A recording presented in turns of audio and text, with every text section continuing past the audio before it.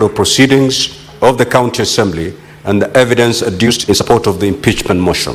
1. Copy of an approved notice of motion dated 11 November 2025. Copy of an approved impeachment motion containing grounds and particulars with annexes thereto. Copy of the public participation report.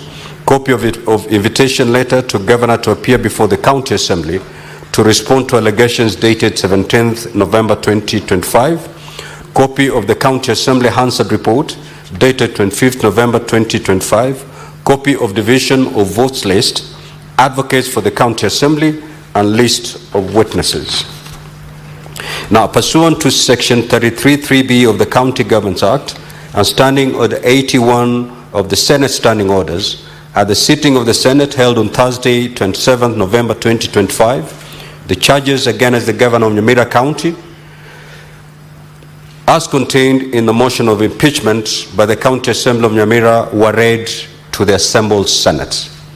Now, Honorable Senators, as you are aware, the mandate of the Senate in relation to the proposed removal by impeachment of a county governor is provided for under Article 181 of the Constitution, as read together with Section 33 of the County Governments Act 2012 and Standing Order 80 of the Senate Standing Orders.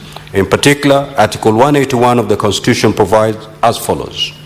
A county governor may be removed from office or on any of the following grounds. 1, gross violation of the Constitution or any other law, where there are serious reasons for believing that the county governor has committed a crime under national or international law, abuse of office or gross misconduct, or physical or mental incapacity to perform the functions of the office of the county governor. Parliament shall enact legislation providing for the procedure of removal of county governor on any of the grounds mentioned in Clause 1. Section 33 of the County Governments Act 2012, Senate Standing Order 80, and the third schedule to the Senate Standing Orders provide for the procedure to be followed in the hearing and determination of the proposed removal from office by impeachment of a county governor. Specifically, Section 33(3) and Standing Order 81(b) of the Senate provide that the Senate may either by resolution appoint a special committee comprising 11 of its members to investigate the matter or investigate the matter in plenary. Now, Honorable Senators will recall that at a sitting in the Senate held on Thursday, 27 November 2025, the motion for the establishment of a special committee was withdrawn pursuant to Standing Order 70. This paved way for the default position, the hearing of the impeachment charges against the Governor of Nyamira County, to be held in plenary. By way of status update, pursuant to Rule 4A and 6 of the Rules of Procedure, when considering the proposed removal of a governor in plenary, the Senate invited the governor to appear and be represented before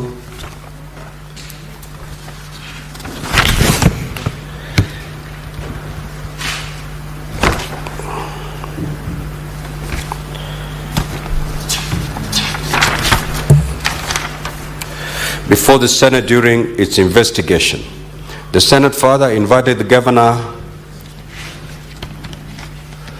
if he so chooses, to appear before the Senate to file an answer to the charges with the office of the clerk of the Senate by 5:30 p.m. on Monday, December 2025, setting out the following.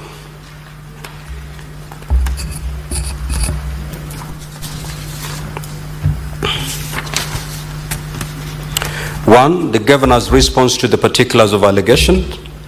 Two, the mode of appearance before the Senate, whether in person, by advocate, or in person and by advocate. Three, the names and addresses of the persons to be called as witnesses, if any, and witnesses' statements containing a summary of the evidence to be presented by such witnesses before the Senate. And finally, any other evidence to be relied on.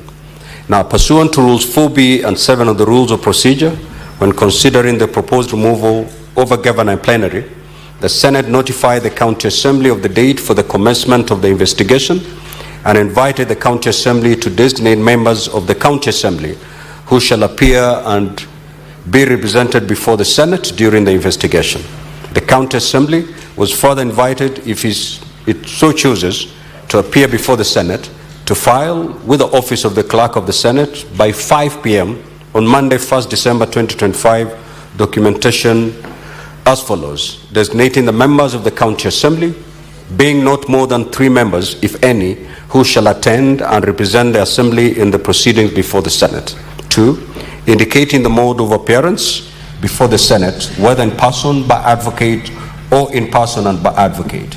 3, indicating the names and the addresses of the persons to be called as witnesses, if any, and witness statements containing a summary of the evidence to be presented by such witnesses before the Senate, and finally specifying any other evidence to be relied on. Now, Honorable Senators, on Monday, 1st December 2025, the Office of the Clerk of the Senate received a response reference number NCA/AKN/MGA/032-2025, dated 27th November 2025, to the invitation to appear issued to the Governor from Messrs. Mutuma Gishuru and Associates Advocates, who indicated that the Governor had appointed the firm to represent him in the hearing before the Senate, and that the Governor would appear in person and by advocates. The letter also indicated the list of counsel representing the Governor and the list of witnesses for the Governor. Similarly, on the same day, the Office of the Clerk of the Senate received response reference number MNCA/1/2025 and dated 1st December 2025 to the invitation to appear issued to the County Assembly of Nyamira from Messrs. Mokua Ndubi and Company Advocates, who indicated that the County Assembly of Nyamira had appointed the firm to represent the County Assembly in the hearing, and that the County Assembly would equally appear in person and by advocates. The letter also indicated the list of counsel representing the County Assembly and the list of witnesses for the County Assembly. Pursuant to Rule 8 of the Rules of Procedure, when considering the proposed removal of a governor in plenary, the Clerk of the Senate furnished each party with the documentation filed by the other party in accordance with Rule 6 and 7 of the Rules of Procedure. Now, Honorable Senators, the hearing program which has been appended to today's order paper detailed the various activities in the hearing and determination of the matter and the time allocated to each activity. It will be crucial, therefore, that all parties comply with the time allocated. The parties should keep track of the balance of time on each activity displayed through the digital clocks. In summary, the program states that today, Wednesday, 3rd of December 2025, the charges against the Governor as submitted by the County Assembly shall be read out to the Governor. The Governor will be given an opportunity to take plea on each of those charges. The Governor, this will be followed by an opening statement by the County Assembly and thereafter by the Governor. After the conclusion of the opening statements, the presentation of the case of the County Assembly shall commence and shall not exceed 5 hours. After presentation of the case by the County Assembly, Honorable Senators will be given an opportunity to ask questions or seek clarification from the County Assembly. This should take us up to the end of today's sitting. At the sitting scheduled for tomorrow, Thursday, 4th of December 2025, the Governor will have an opportunity to present his case before the Senate. The presentation shall also not exceed 5 hours. Honorable Senators will also be given an opportunity to ask questions or seek clarifications from the Governor, following which the closing statements of the parties will be made for a period not exceeding 1 hour each. This will be followed by the closing statements by each of the parties for a period of 1 hour each. The Senate shall then proceed to a debate prior to voting on each of the charges. At this stage, a supplementary order paper will be issued to facilitate this debate. In accordance with Section 33(7) of the County Governments Act 2012 and Standing Order 86 of the Senate, Standing Orders, the voting shall be by county delegations. The Governor shall cease to hold office if a majority of the county delegations in the Senate vote to uphold any impeachment charge. If, however, the vote in the Senate fails to result in the removal of the Governor pursuant to Standing Order 87, the Speaker of the Senate shall notify the Speaker of Nyamira County Assembly accordingly. Honorable Senators, I now invite Counsel for the County Assembly of Nyamira to introduce the legal team of the County Assembly and the members of the County Assembly of Nyamira representing the County Assembly by stating the full names and the designation of each person. Kindly, you may now proceed.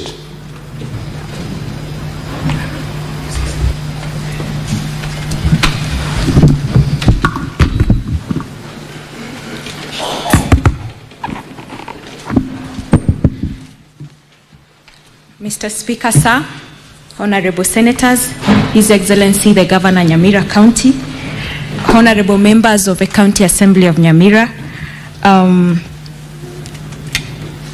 and distinguished guests, good morning. Thank you for granting us this opportunity to appear before you today. On behalf of the County Assembly of Nyamira, I wish to introduce the councils representing the County Assembly of Nyamira. We have Senior Counsel Kato Akigen. We have Counsel Mokua Ndubi, assisted by myself. My name is Doris Ngeno. We are looking forward for a constructive and productive engagement. Thank you, Mr. Speaker, sir. I now similarly invite Counsel for Governor to introduce the legal team representing the Governor by stating the full names and designation of each person. You may proceed. Thank you, Mr. Speaker, sir, and good morning to distinguished senators. My name is Elias Mutuma. Mr. Speaker, sir, I wish to confirm that pursuant to the notice to appear, the Governor is before the Senate in person and is also represented by the following council, led by myself, Elias Mutuma, accompanied by my learned friend, Zelma Bonuke, Ombui Ratemo, Branley Morethi. Those are advocates. Then we have Sylvian Njoki, our legal assistant, and Michelle Makandi, our legal assistant. And then we also have Erastus Orina, who is the county attorney of Nyamira County, appearing in that capacity. Thank you, Mr. Speaker, sir. Senator Fakitui, kindly take your seat. Now, honorable senators, ladies and gentlemen, on behalf of the Senate, I welcome the team for the County Assembly, the team for the Governor, members of the public and the media to the Senate and to these proceedings. Finally, I now invite the clerk to call the next order and thereafter to read the charges against Honorable Amos Kimomi Nyaribo, the Governor of Nyamira County. I thank you.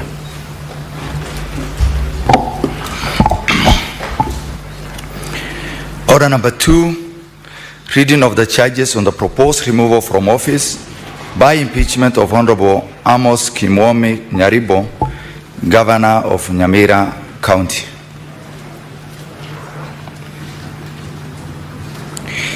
The Honorable Amos Kimomi Nyaribo, the Governor of Nyamira County, please take the stand.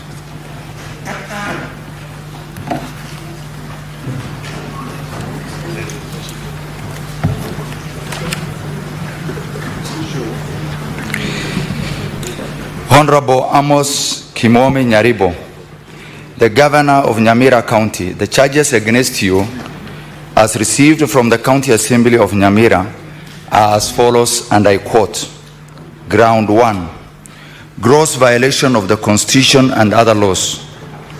The particulars of this ground are as follows. Allegation 1, gross violation of the Constitution 2010 and the County Government Act 2012 through deliberate formal engagement, endorsement and support of unlawful, illegal and unconstitutional bunge mashinani. Whereas Article 1, 10 and 73 of the Constitution 2010 enshrine the principles of sovereignty of the people, the rule of law and the responsibility of state officers, Whereas Article 176(1) of the Constitution of Kenya 2010 unequivocally establishes a county assembly of each county, and Section 7B(2) and 14(1)(a) of the County Government Act 2012 govern the lawful sittings and procedure of the county assembly, whereas Section 6A(1) and the third schedule of the County Governments Act 2012 specifies the location of Nyamira County Government as Nyamira Urban Area, whereas Section 7B(2) of the County Governments Act 2012 provides that except for a sitting of a new county assembly, under subsection 1, a sitting of a county assembly may be held at any place within the county and may commence at any time as the county assembly may appoint. Whereas Section 32, subsection A of the County Governments Act 2012 requires the governor to diligently execute the functions and exercise the authority provided in the Constitution and the legislation, whereas Section 30, subsection 3C of the County Governments Act 2012 requires the governor to promote democracy, good governance, unity and cohesion within the county. 1. His Excellency Amos Kimomi Nyaribo deliberately engaged, endorsed, and supported unlawful, illegal, and unconstitutional Bunge Mashinani gazetted by Enoch Ogori Okero via Kenya Gazette Notice number 14229 of 2024, dated the 29th of October 2024, and the appointment of an acting clerk via Kenya Gazette Notice number 14230 of 2024, despite knowledge of the fact that the said Enoch Ogori Okero had been removed from the office of the Speaker by way of an impeachment as published in the Kenya Gazette number 14050 of 2024, dated 25th October 2024. 2. The Senate of the Republic of Kenya on 15th May 2025, while considering a progress report of the Standing Committee on Devolution and Intergovernmental Relations on the operation and leadership crisis affecting the County Assembly of Nyamira, resolved that the decision and resolutions made by the impeached Speaker and members of the County Assembly that convened outside the gazetted precincts of the County Assembly are null and void. The same was communicated to the Clerk of the County Assembly of Nyamira and copied to the Governor of Nyamira County via the letter reference SEN/RESOLS/17/2025, dated 22nd May 2025. 3. The impeachment of Enoch Ogori Okero was affirmed by the judgment of the High Court at Bomet in petition number E004 of 2025, delivered on the 4th day of June 2025. In paragraph 74 of the said judgment, it was the court's finding that the seventh respondent, Enoch Ogori Okero, the impeached Speaker, ceased to hold office on the 24th of October 2024. 4. Further, in paragraph 85 of the same judgment, the court found that any actions or duties performed by the seventh respondent, Enoch Ogori Okero, the impeached Speaker, were illegal, null, and void, as the seventh respondent either had the power nor the locus to do so. Whereas the governor and his accomplices maintained there were court orders stopping the County Assembly from removing Enoch Okero from the office of the Speaker. 5. The High Court at Bomet, via the judgment in petition number E004 of 2025, delivered on the 4th day of June 2025, settled this matter and held that there was no such order and that the County Assembly was not barred from impeaching Enoch Ogori Okero from office of the Speaker or exercising its constitutional mandate. The same is found in paragraph 72 of the said judgment, where the court held that, I quote, "This court's critical interpretation of Order Number 2 issued on 11th October 2024 by Okwani J was that she issued conservatory orders staying the suspension of the 7th respondent as Speaker. This effectively meant that 7th respondent resumed his duties as Speaker of the County Assembly.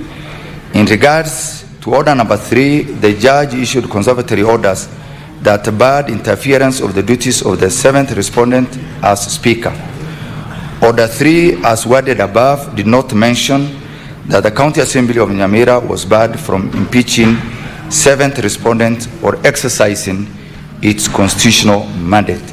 6, His Excellency Governor Amos Kimomi Nyaribo consistently and deliberately supported and engaged with gatherings of unlawful, illegal and unconstitutional bunge mashinani, which conducted its meetings from October 31st, 2024 up to June 2025 in locations away from the lawful and official gazetted premises of County Assembly and without lawful appointment. 7, further, the Governor made public pronouncements declaring Enoch Ogori Okero and Silvanus Ndemo Nyamora as the legitimate Speaker and Clerk respectively, while aware that Enoch Ogori Okero was duly impeached. 8, the Governor's actions to formally engage, endorse and support unlawful, illegal and unconstitutional bunge mashinani directly undermined the legislative representation and oversight role of the County Assembly of Nyamira as established by the Constitution of Kenya 2010 and County Governments Act 2012, thereby constituting a gross violation of the rule of law and the principle of separation of powers. Allegation 2, gross violation of the Constitution of Kenya 2010 and the County Government Act 2012 and the Public Finance Management Act 2012 by assenting to the Nyamira County Supplementary Appropriation Bill 2024 without the approval of the County Assembly of Nyamira.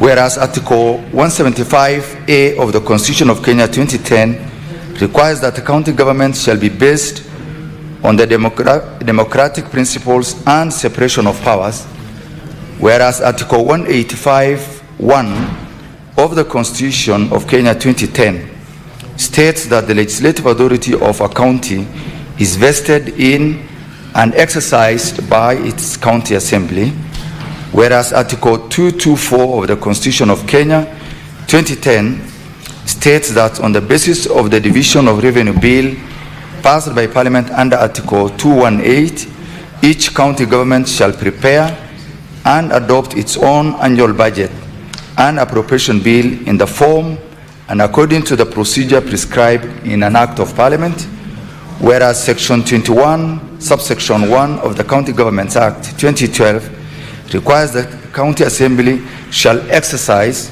its legislative power through bills passed by the County Assembly and assented to by the Governor, whereas Section 130 of the Public Finance Management Act 2012 provides for the procedures of processing a county budget, including transmission from the county executive to the county assembly for consideration and approval.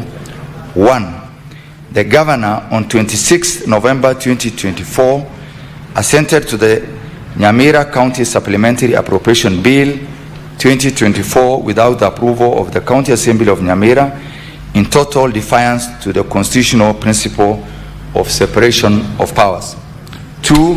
The Nyamira County Supplementary Appropriation Bill 2024 is not among the business transacted during the morning and afternoon sittings of the County Assembly of Nyamira on 26 November 2024. 3. The Nyamira County Supplementary Appropriation Act 2024, as assented by the Governor, significantly altered the priorities and development programs in the original approved budget. 4. This conduct constitutes a gross violation of Articles 175A, 181(1), and 224 of the Constitution of Kenya 2010 Section 130 of the Public Finance Management Act 2012, Section 21(1) of the County Governments Act 2012, and Order Number 137(1) of the County Assembly of Nyamira Standing Orders, and the due process of the law, which requires that the county budget be approved by the County Assembly. 5. The same undermined the representation and oversight role of the County Assembly. The supplementary budget was assented to, devoid of participation of the people and or their representatives. Allegation number 3. Gross violation of the Constitution of Kenya 2010 and the County Governments Act 2012 by appointing Dr. Peris Nyaboke Oroko, alias Peris Mongare, to the County Executive Committee CEC without the approval of the County Assembly. Whereas Article 179 2B of the Constitution of Kenya 2010 provides that the County Executive Committee shall consist of members appointed by the County Governor with the approval of the County Assembly from among persons who are not members of the County Assembly. Whereas Article 259 of the Constitution emphasizes the interpretation of the Constitution, which includes the respect for judicial announcements. Further, whereas Section 30D of the County Governments Act 2012 requires the Governor to appoint, with approval of the County Assembly, members of the County Executive Committee. Whereas Section 4 of the Public Appointments County Assemblies Approval Act 2017 requires that an appointment under the Constitution or any other law for which the approval of a county assembly is required shall not be made unless the appointment is approved by the relevant county assembly in accordance with this act. 1. His Excellency Amos Kimomi Nyaribo appointed Dr. Peris Nyaboke Oroko to the County Executive Committee without the approval of the County Assembly of Nyamira, in total disregard of the due process of the law. 2. In response to an inquiry by the County Assembly, the County Executive Committee member for Public Service Management maintained that the Peris Nyaboke Oroko is duly appointed. 3. Failure to submit the name of Peris Nyaboke Oroko for vetting and approval by the County Assembly of Nyamira constitutes gross violation of Articles 179 2B and 259 of the Constitution of Kenya 2010 and Section 30D of the County Government Act 2012. 4. The Governor has to date proceeded to retain Dr. Peris Nyaboke Oroko and supervised her integration into the payroll system since June 21, 2025, and authorized the payment of her salary and allowances despite clear judicial and senatorial pronouncements declaring all actions of Bunge Mashinani as illegal, null, and void. 5. The Governor willfully circumvented the legitimate constitutional approval process, rendering the appointment unlawful. 6. This action presently bypassed the County Assembly, constituting a gross violation of the Constitution and statutory provisions governing appointments. Allegation number 4. Gross violation of the Constitution of Kenya 2010, the Urban Areas and Cities Act 2011, and Public Appointments County Assemblies Approval Act 2017 by appointing Nyamira and Keroka Municipalities Board members without the approval of the County Assembly of Nyamira. Whereas Article 10 of the Constitution on national values and principles of governance requires that the observance of the rule of law, good governance, integrity, transparency, and accountability. Whereas Section 14, subsection 1 of the Urban Areas and Cities Act of 2011, as amended in 2019, requires that a board of a municipality shall consist of 9 members appointed by the county governor with approval of the county assembly. Whereas Section 4 of the Public Appointments County Assemblies Approval Act 2017 requires that an appointment under the Constitution or any other law which the approval of a county assembly is required shall not be made unless the appointment is approved by the relevant county assembly in accordance with this act. 1.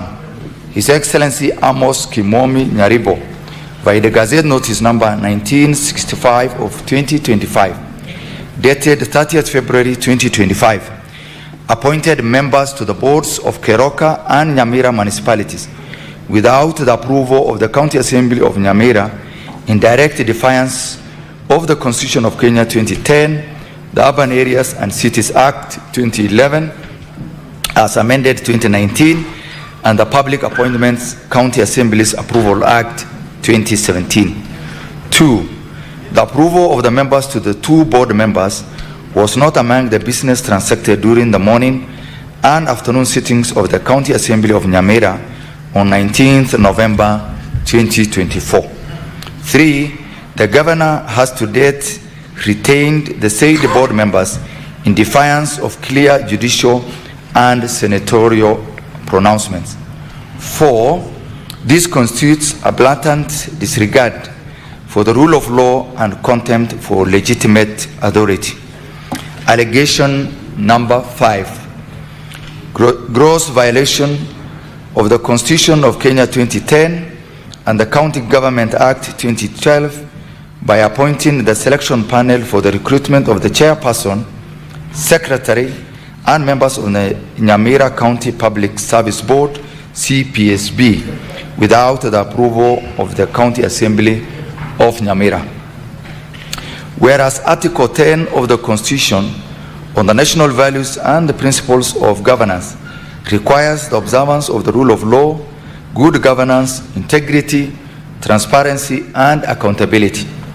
Whereas Article 73 and 74 of the Constitution 2010 outline the responsibilities of state officers and the principles of public service, demanding objectivity, impartiality, and accountability. Whereas Article 232 subsection 1 of the Constitution 2010 sets the values and principles of public service, requiring efficient use of resources, transparency, and fair competition and merit. Whereas Section 4 of the Public Appointments County Assemblies Approval Act 2017 requires that an appointment under the Constitution or any other law for which the approval of a county assembly is required shall not be made unless the appointment is approved by the relevant county assembly in accordance with this act. 1. The Governor appointed a selection panel for the recruitment of the chairperson, secretary, and members of the Nyamira County Public Service Board, CPSB, without the approval of the County Assembly of Nyamira. 2. The Governor willfully circumvented the legitimate constitutional approval process, rendering the appointment unlawful. 3. The selection panel proceeded to invite, shortlist, and conduct interviews for the applicants for the positions of chairperson, secretary, and members of Nyamira County Public Service Board, in total defiance of clear judicial and senatorial pronouncements. 4. These actions are contrary to the constitutional principles and undermine public service integrity. Allegation number 6. Gross violation of the Constitution of Kenya 2010, County Governments Act 2012, by failing to appoint the chairperson, secretary, and members of the Nyamira County Public Service Board. Whereas Article 235 of the Constitution of Kenya 2010 provides that a county government is responsible for A, establishing and abolishing offices in its public service, B, appointing persons to hold or act in those offices and confirming appointments, and C, exercising disciplinary control over and removing persons holding or acting in those offices. Whereas Section 58A(1) of the County Governments Act 2012 provides that whenever a vacancy arises in a county public service board, the governor shall nominate and, with approval of the county assembly, appoint members to a selection panel for the purpose of selecting suitable candidates for appointment as members of the county public service board. And whereas Section 58A(7) provides that the governor shall, within 7 days of receipt of the names forwarded under subsection 6, nominate one person and at least 3 but not more than 5 others for appointment as chairperson and members of the county public service board, respectively, and forward the names to the county assembly for approval. 1. The governor, His Excellency Amos Kimomi Nyaribo, has to date failed to nominate for vetting, approval and appointment of the chairperson, secretary and members of the Nyamira County Public Service, despite vacancies arising in the Nyamira County Public Service Board as from 5th of July 2025. 2. The absence of a county public service board has created a lacuna in management of the human resource function of the county government of Nyamira. In the obtaining circumstances, the provisions of Article 235 of the Constitution of Kenya 2010 cannot be realized in the Nyamira County Public Service. 3. Additionally, this has eroded confidence and public trust in the leadership of Governor Amos Kimomi Nyaribo. Allegation number 7. Gross violation of the Constitution of Kenya 2010 and the County Governments Act 2012 by failing to submit annual reports and deliver an annual State of County address to the County Assembly for 2 consecutive years. Article 183(3) of the Constitution of Kenya 2010 provides that the County Executive Committee shall provide the County Assembly with full and regular reports on matters relating to the county. And Section 32(J) and (K) of the County Government Act 2012 mandates the governor to J, I quote, under J, submit to the County Assembly an annual report on the implementation status of the county policies and plans. K, deliver annual State of the County address containing such matters as may be specified in county legislation. 1.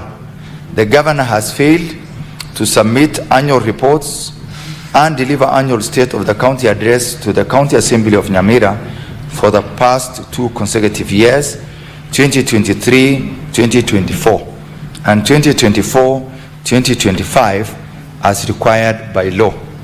2. This failure constitutes a gross violation of constitutional and statutory provisions demonstrating a blatant disregard for transparency, accountability and oversight role of the County Assembly. It further denies residents of Nyamira County an opportunity to hold their governor accountable. 3. The governor's consistent and prolonged failure to deliver the constitutionally required State of the County address demonstrates a deliberate act to evade accountability to the County Assembly and the people, thereby constituting gross violation of constitutional and statutory mandates. Allegation number 8. Gross violation of the Constitution of Kenya 2010 by failing to appoint and obey court orders regarding the appointment of Cliff Ogwora to the County Executive Committee. Whereas Article 159(1) of the Constitution of Kenya 2010 provides for the exercise of judicial authority, whereas Section 14(1)(a) of the Contempt of Court Act 2016 provides that contempt of court includes civil contempt, which means willful disobedience of any judgment, decree, direction, order, or other process of a court or willful breach of an undertaking given to a court.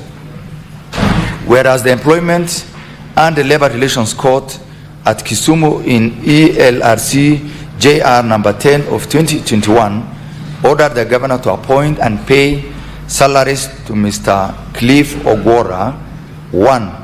His Excellency Amos Kimomi Nyaribo failed to appoint Mr. Cliff Ogwora nominee for member of the County Executive Committee, despite the fact that the nomination was cleared by law for appointment. 2. The governor's disobedience of the High Court order directing him to appoint Mr. Cliff Ogwora resulted into the loss of a discreet sum of Kenya shilling 4,417,875. 3. The actions of the governor, including delayed settlement, resulted into loss of public funds amounting to Kenya shilling 6,922,203.75, being the discreto sum plus costs, interest, and other incidentals.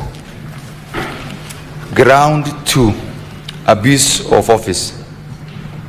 Whereas Article 10 of the Constitution on national values and principles of governance require the observance of the rule of law, good governance, integrity, transparency, and accountability. Whereas Articles 73, 74, and 75 of the Constitution 2010 outline the responsibilities of state officers and the principles of public service, demanding objectivity, impartiality, and accountability, among others. Whereas Article 232, 1 of the Constitution 2010 sets the values and principles of public service, requiring efficient use of resources, transparency, and fair competition and merit. Whereas Section 46 of the Anti-Corruption and Economic Crimes Act of 2003 provides that a person who uses his office to improperly confer a benefit on himself or anyone else is guilty of an offense. His Excellency Amos K. Nyaribo abused his office in the management and administration of county affairs through the following acts as particularized below. The particulars of this ground are as follows. Allegation 1, abuse of office by improper use of his authority in recruitment of staff without approved budget, the recruitment frenzy. Whereas Article 10 of the Constitution... Clerk, just give me a minute. His Excellency, the Governor, we still have a long way to go reading your charges. In the event that you're tired, you may take a seat. We don't want you to collapse while these charges are being read. Proceed, Clerk. Thank you. Allegation 1, abuse of office by improper use of his authority in recruitment of staff without approved budget, the recruitment frenzy. Whereas Article 10 of the Constitution on national values and principles of governance requires the observance of the rule of law, good governance, integrity, transparency, and accountability. Whereas Articles 73, 74, and 75 of the Constitution 2010 outline the responsibilities of state officers and the principles of public service, demanding objectivity, impartiality, and accountability. Whereas Article 201A, D, and E of the Constitution of Kenya 2010 states as follows. A, there shall be openness and accountability, including public participation in financial matters. D, public money shall be used in a prudent and responsible way. E, financial management shall be responsible and fiscal reporting shall be clear. Whereas Article 232(1) of the Constitution 2010 sets the values and principles of public service, requiring efficient use of resources, transparency and fair competition and merit. And whereas Section 107(2)(c) of the Public Finance Management Act 2012, PFM Act, require that the county government's expenditure on wages and benefits for its public officers shall not exceed a percentage of the county government's total revenue as prescribed by the county executive member for finance in regulations and approved by the county assembly. Whereas Section 8(1)(c) of the County Governments Act 2012, which provides for the role of the county assembly, including approve the budget and expenditure of the county government in accordance with Article 207 of the Constitution and the legislation contemplated in Article 2202 of the Constitution, guided by Articles 201 and 203 of the Constitution. 1. His Excellency Amos Kimomi Nyaribo presided over and influenced the approval of recruitment of staff without an approved budget as demonstrated in County Executive Minutes MIN number 04/02/2021 of 26 February 2021 in his response to an inquiry from the Controller of Budget. This recruitment was approved by the County Executive with full knowledge that there was no budgetary provision. In the said response to issue number 4 in the question, the Governor alleged that in lieu of the budget, the recruitment was based on the savings made from various separations, which included but not limited to recruitment and resignations. 2. Despite a resolution of a county assembly to freeze new employments on account of lack of budgetary provision for any recruitment dated 1st July 2021, which freezing was never vacated by a resolution of the county assembly. 3. Further, in spite of an advisory from the Secretary of the County Public Service Board dated 29 July 2021 to the County Executive to put the impurged recruitment in abeyance, considering that there is no budgetary provision for any new recruitment. 4. His Excellency Amos Kimomi Nyaribo has to date proceeded with a recruitment frenzy that has ballooned the county wage bill, making it unsustainable, irresponsible, and imprudent, contrary to the provisions of the Public Finance Management Act 2012. 5. The Governor's influence over the recruitment of hundreds of staff without budget, in defiance of EACC advisory and County Assembly resolutions for political expediency and personal gain, constitutes a clear abuse of office aimed at fiscal plunder and violation of constitutional values and principles of governance. 6. Since the year 2021, when His Excellency Amos K. Nyaribo assumed office as governor, he has influenced the recruitment of staff without budgetary provision and approval of the County Assembly of Nyamira, and particularly A. In February to April 2021, there was a recruitment of 49 officers. B. The recruitment of Deputy County Secretary, County Attorney, support staff, ward and county and sub-county administrators. C. On March 9, 2023, the County Public Service Board advertised for 358 vacancies. Despite the lack of approved budget for recruitment, a recruitment freeze by the County Assembly, and disregard for EACC advisories. The recruitment, projected to add Kenyan shilling 325 million annually, proceeded without any budgetary allocation or approval. D. Outstanding arrears to the tune of Kenyan shillings 60 million arising from unpaid salaries to healthcare workers for a period of 7 months. Allegation number 2, abuse of office by influencing the appointment of Godfrey Kiriago and Elmelda Nyaberi as Director of County Human Resource Management and Assistant Director Human Resource Management, Payroll Management, respectively. Whereas Article 179 of the Constitution designates the county governor as the chief executive of the county.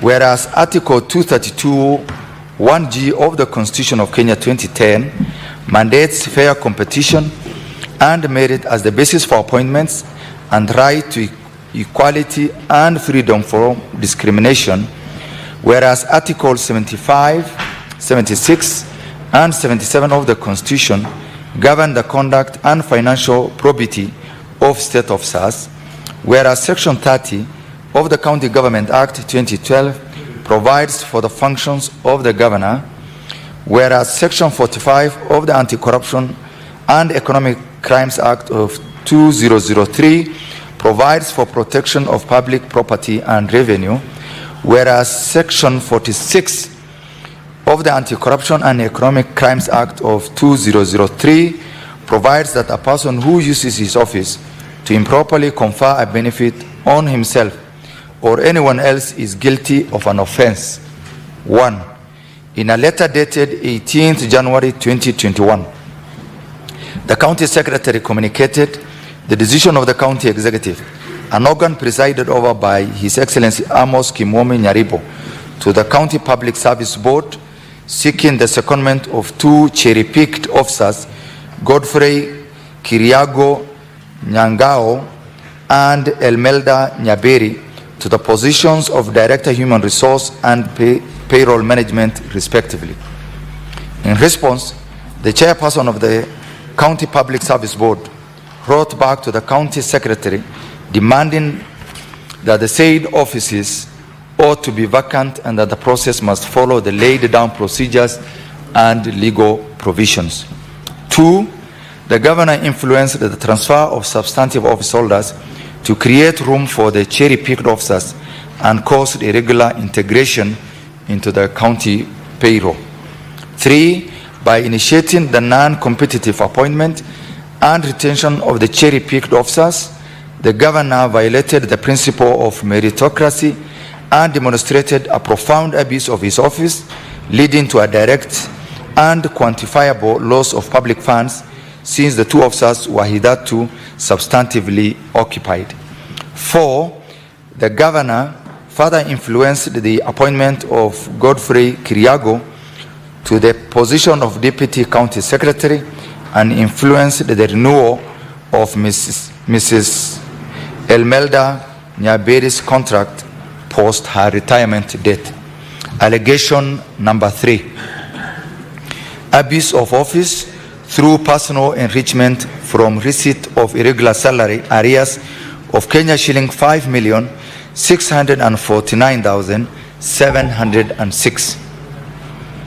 Whereas Article 201A, D, and E of the Constitution of Kenya state as follows.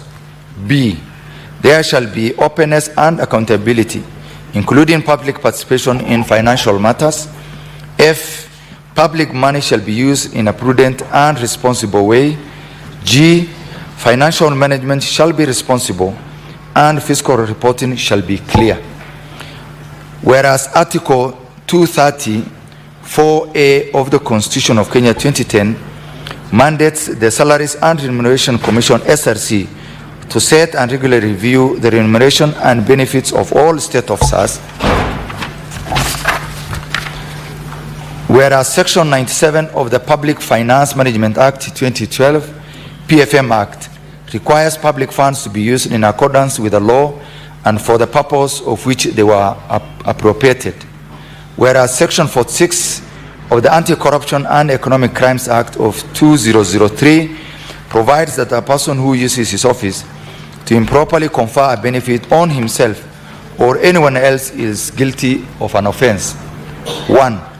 In September 2021, through the facilitation of the two cherry-picked officers, Mr. Godfrey Kiriago, Director Human Resource, and Elmelda Nyaberi, Payroll Manager, the governor conferred upon himself an irregular salary payment christened as arrears amounting to Kenya shilling 5,649,706. It is apparent that There was no outstanding arrears due to the governor since his assumption to office, and neither was he owed any arrears as deputy governor. 2. The governor's self-authorized receipt of Kenya shilling 5,649,706 in salary arrears outside the salaries and remuneration commission guidelines is a clear act of personal enrichment, abuse of office, and a direct violation of PFM Act. 3. The governor has publicly confessed that he received the above irregular payment. The people of Nyamira lost services and development programs to the tune of Kenya shillings 5.6 million on account of his abuse of office and or his actions. Number 4, the governor has formed a habit of conferring upon himself irregular benefits going by other incidences.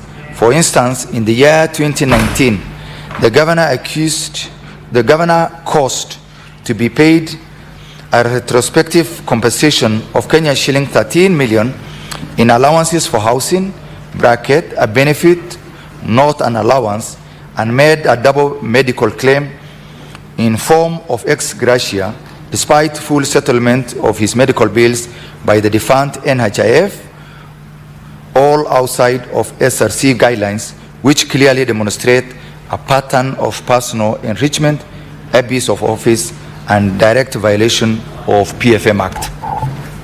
5.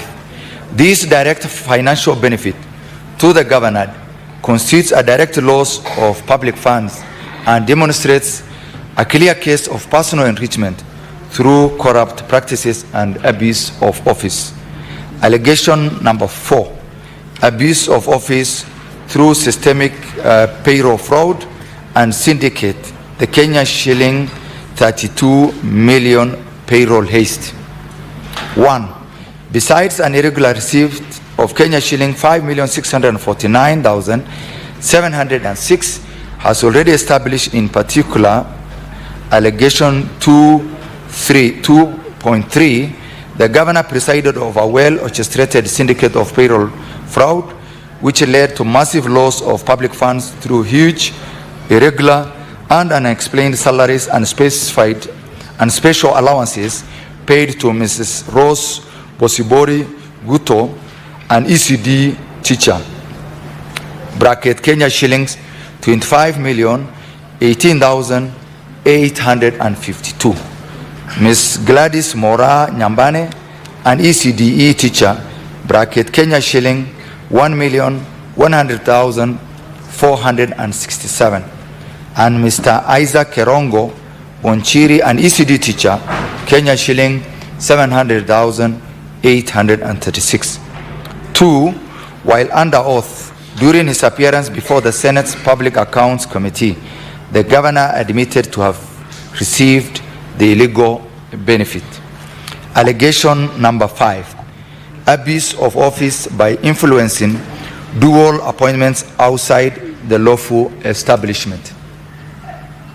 Whereas Article 235 of the Constitution of Kenya 2010 states that a county government is responsible within a framework of uniform norms and standards prescribed by an Act of Parliament for A, establishing and abolishing officers in its public service, B, appointing persons to hold or act in those offices and confirming appointments, and C, exercising disciplinary control over and removing persons holding or acting in those offices.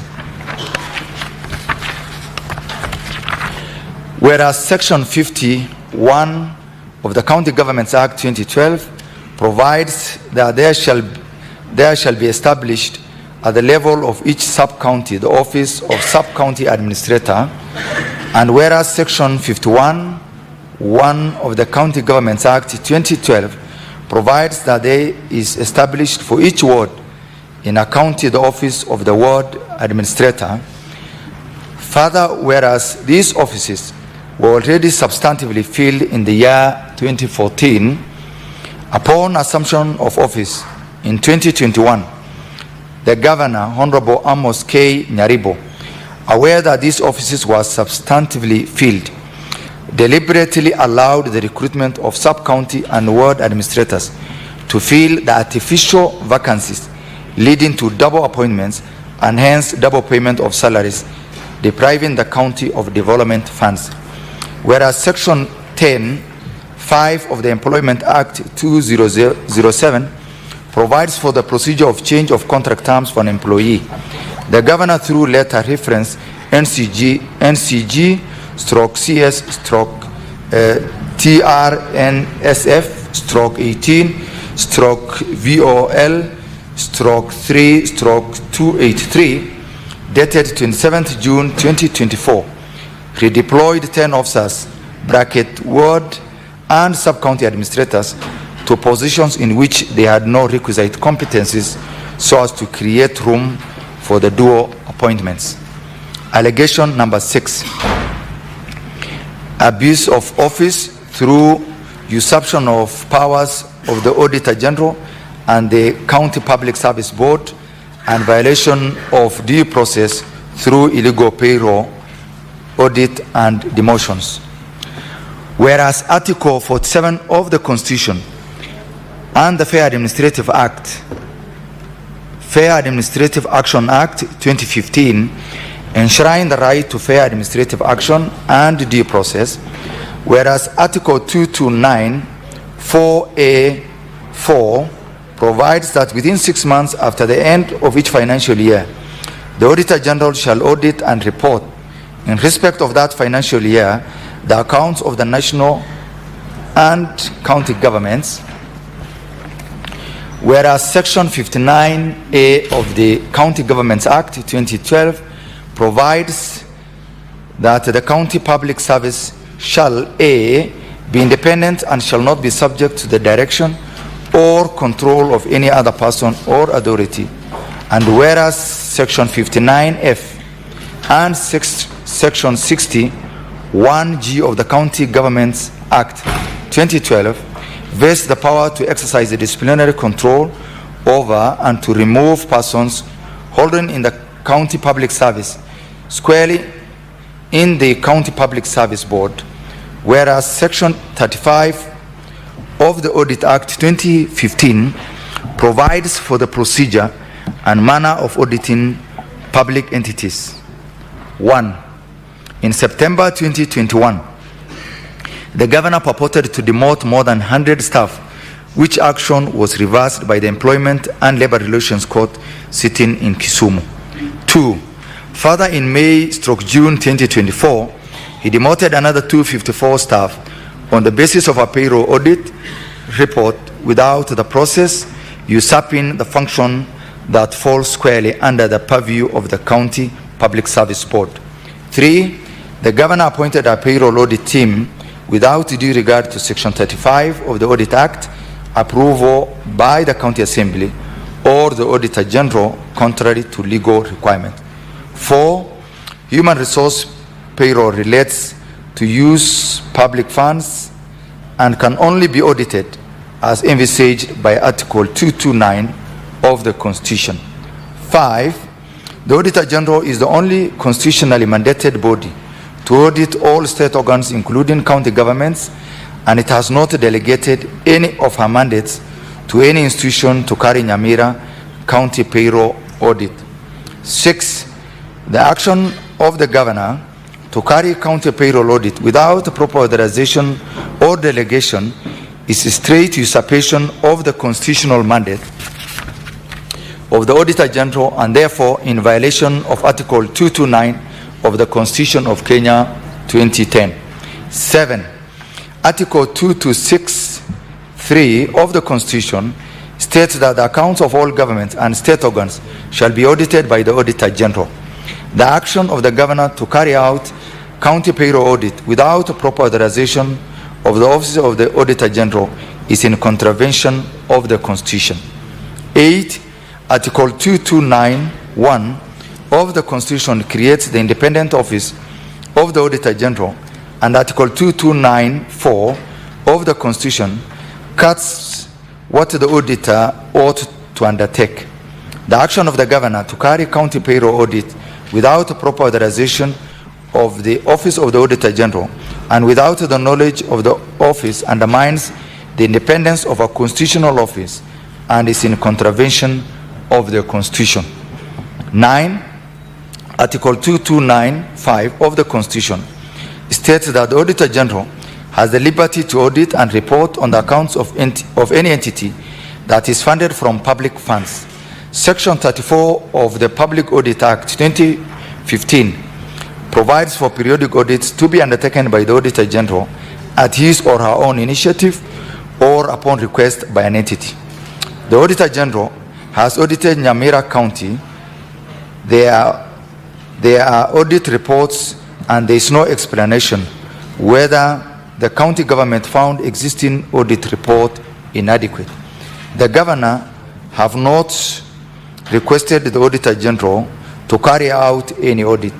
The governor have not requested for the County Assembly of Nyamira to sanction the Auditor General to undertake any audit. 10. Section 23 of the Public Audit Act 2015 provides for outsourcing of audit services, while Section 24 of the Public Audit Act 2015 provides for engagement of services of technical experts or consultants and professionals in fulfillment of Article 2296 of the Constitution, which states the principal purpose of the audit is to confirm whether or not public money has been applied lawfully and in an effective way. The Auditor General did not establish the firm that did the county payroll audit. 11. An audit is a process that follows cardinal guidelines which the purported auditors of the county executive payroll did not follow before coming up with a purported payroll audit report. Section 31 of the Public Audit Act 2015 provides how the process of the audit shall be undertaken. 12. Section 36 of the Public Audit Act 2015 provides that the audit report is submitted to Parliament or County Assembly for tabling and debate. How the county payroll audit report, which was not done by or authorized by Auditor General, will be placed to Parliament or the County Assembly for debate and consideration has not explained. 13.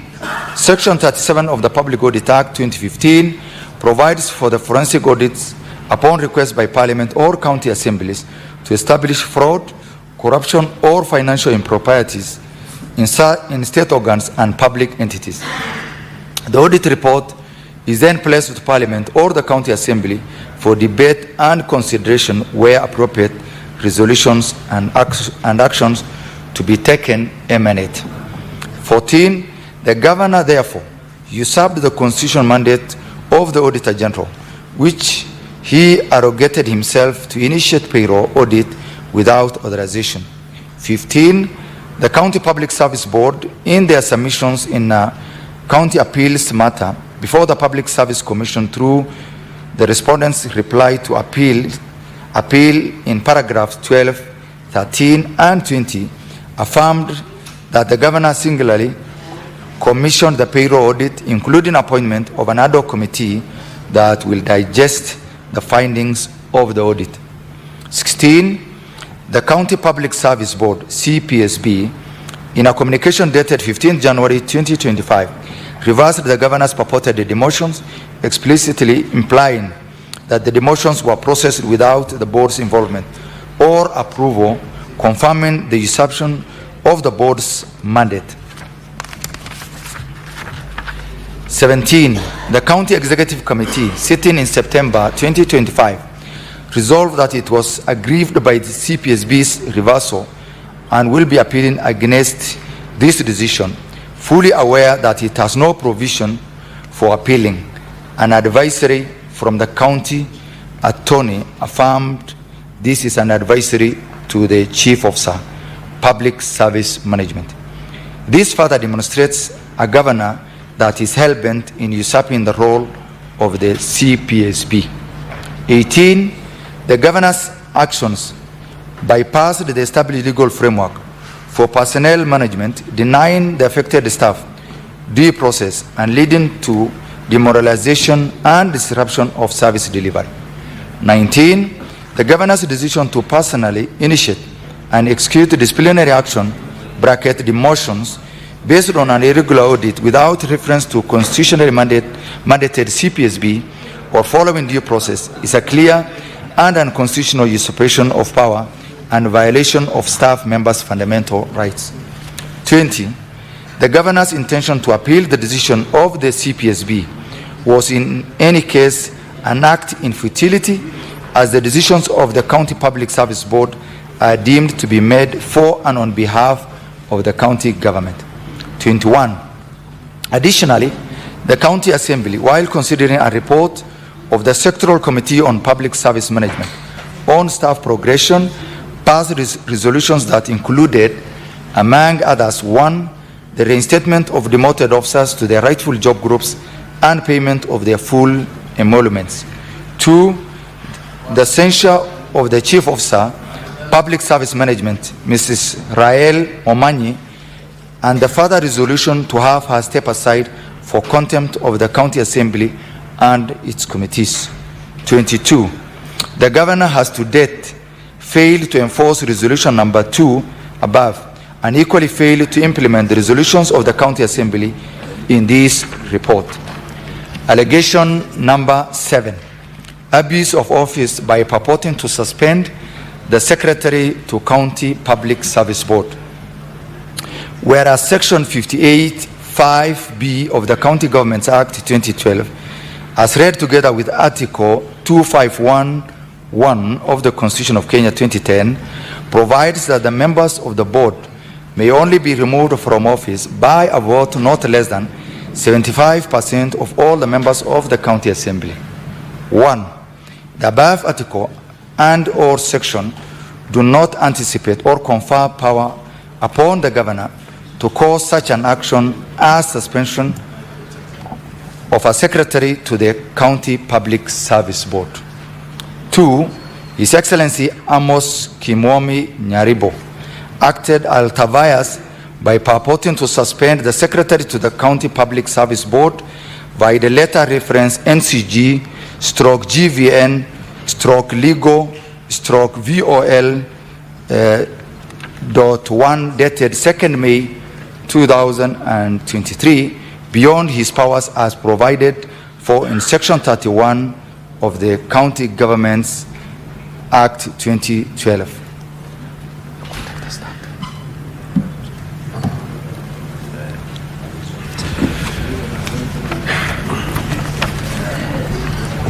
You may proceed, Clerk. Honorable Amos Kimomi Nyaribo, how do you plead to the 2 grounds, guilty or not guilty? Ground 1. Not guilty. Ground 2. Not guilty. Now, the plea having been taken, we will move to hear opening statements from both teams unless the preliminary matters that the parties would wish to raise. If there are no preliminary matters, we shall move to opening statements, starting with the County Assembly. Yes, Council for Governor. Thank you, Mr. Speaker, sir, and honorable distinguished senators. My name is Elias Mutuma, representing the governor in this matter. Mr. Speaker, sir, you will recall that on 1st of December, we did formally raise a preliminary objection dated 29th of November 2025, which is seeking to have the proceedings before the Senate terminated in a summary manner before proceeding for full trial. Mr. Speaker, sir, I will be arguing this main PO with your leave, and my learned friend, Mr. Atemo, will also raise 2 applications at the end of my presentation. Honorable Senators, The preliminary objection before you is the one dated 29th November 2025. So, Counsel for Governor, Yes, sir, Mr. Speaker. Sir. you were to indicate that you're going to raise a preliminary objection so that I give time indication. Most obliged. Thank you. Now, if you look at the rule, at Rule 14 of the Rules of Procedure in schedule, in the third schedule, we have 30 minutes to conclude matters of a preliminary nature. I will therefore give you 20 minutes to argue your preliminary objection.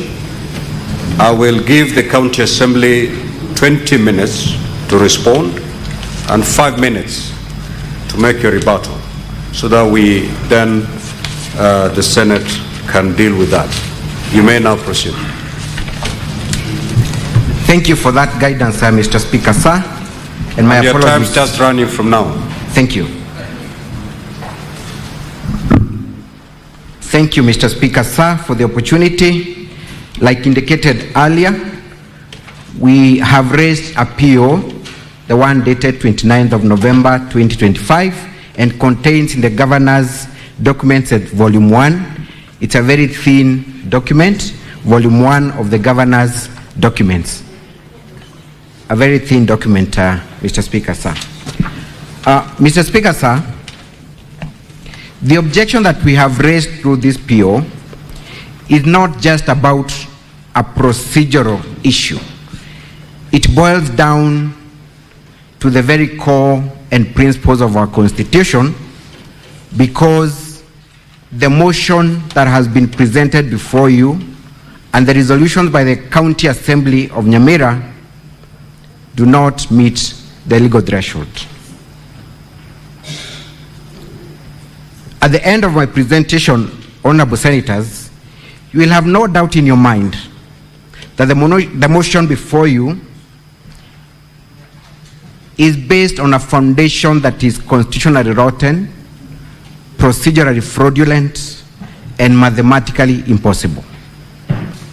I will be submitting that there is only one remedy available for this kind of an incompetent motion, and that is to terminate it before moving for trial.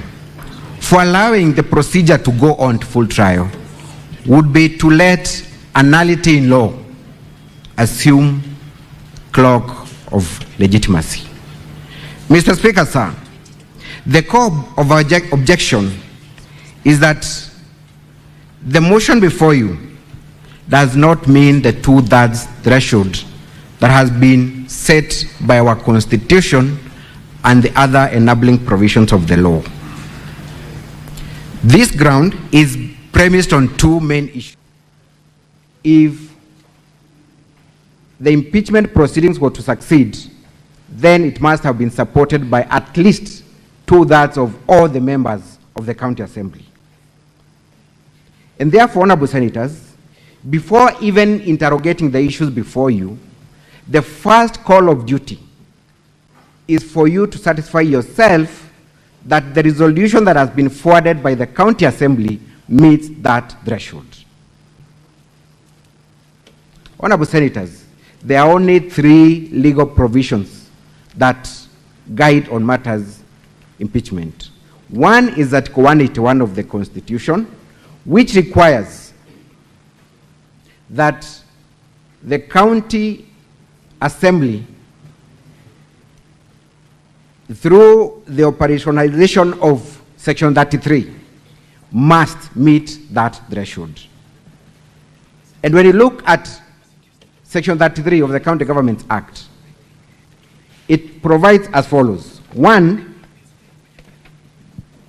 is that, but before I go there, honorable senators, let me submit as follows. Matters impeachment must begin from Article 181. Article 181 gave Parliament the power to enact a law that provides for the procedure of removing a governor from office. Pursuant to that mandate, this Parliament enacted Section 33 of the County Governments Act. The provisions of Article 33 are very clear that the threshold must be 2/3 of all the members of the County Assembly. Now, the County Assembly will appear before you and argue that the threshold had been reduced by vacancies that had resulted from death, designation, or other factors. But, Honorable Senators, the constitutional threshold remains fixed. It cannot be altered. It cannot be amended. And therefore, Honorable Senators, what is the total number of the County Assembly of Nyamira? At volume 2A of the governor's document, you will come across the official determination of the total number of members of the County Assembly of Nyamira. Honorable Senators, who makes a determination on the total number of members of the County Assembly? It is not the Speaker of the County Assembly. It is not the Leader of Majority. It is not the mover of the motion. It is not any member of the County Assembly. That determination on the total number of the members of County Assembly is predetermined by the very institution that has been mandated with matters election in Kenya, and that is IEBC. At page 42 all the way to page 46 of volume 2A of the governor's documents, you will come across a gazette notice that was published way back in 2022, confirming the total number of members of the County Assembly of Nyamira. So that is the total number, legally declared, legally fixed, that cannot be changed or altered by any member. That number, Honorable Senators, is 35. 20 elected members of the County Assembly, 11 members as gender top-up, and 4 representing the marginalized. That is the position. That is the legal position. It has never changed at any given moment. So we have no doubt in our minds that the County Assembly of Nyamira has a total of 35 members of the County Assembly. That number cannot be reduced by interpretation, by innovation, or by improvising of any member. So, having that in mind then, Honorable Senators, what is the 2/3 of 35? I may not be very good in maths, but we've been here before with the Kericho matter, with the Isiolo matter, and this Senate was very clear that you cannot have half a person. And therefore, when I do my maths correctly, is that at least 2/3 of 35 must remain to be 24. So the question then that this Senate will have to ask itself is whether 24 members of the County Assembly resolved to impeach the governor. Should you find that you do not have 24 people who voted in favor of this motion, there is only one remedy: to send the County Assembly back to the drawing board for them to meet that threshold. Honorable Senators, the record before you will demonstrate 2 things. One is that there were 19 members present on 25th of November 2025 that voted to impeach the governor. That is on record. The Hansard speak for itself. 19 members. However, strangely, Honorable Senators, 23 votes were generated from a total of 19 members who were present in chambers. Section 20 of the County Governments Act gives directions on the procedure of voting. And it says as follows, that any decision of the County Assembly shall be made by members present and voting. That is Section 20. by members present and voting. Their own standing orders, standing order number 67, speaks verbatim section 20 and says that any decision of the county assembly shall be made by members present and voting. Now, if we only had 19 members in chambers, they have given you that list, how could they generate more than 19 votes? Honorable Senators, it's a joke of the year. I may not be good in maths, but I am sure that a total of 19 will never generate 23. On that ground alone, Honorable Senators, this is a flawed motion. It cannot be entertained. I know my learned friends will come here and try to persuade you to proceed to full trial to make a determination. The question is, what will you be calling witnesses to confirm or to adduce evidence on? Their own numbers confirm that they had 19 people, but 23 votes were cast. And what is the explanation they are giving? That there was voting by proxy. I went looking through our constitution, the County Governments Act, their own standing orders. There is nothing that is known as proxy voting. So what is this concept that is being introduced? Voting by proxy. Honorable Senators, the mandate of a legislator in a county assembly or in Senate such as this is delegated by Mwananchi. You cannot delegate that mandate further by giving someone else that mandate to vote on your behalf. They will produce letters that, incidentally, Honorable Senators, and this is very important, those letters were never tabled on 25th of November 2025 before the floor of the county assembly. Those letters were not forwarded at the beginning when this resolution was forwarded to Senate.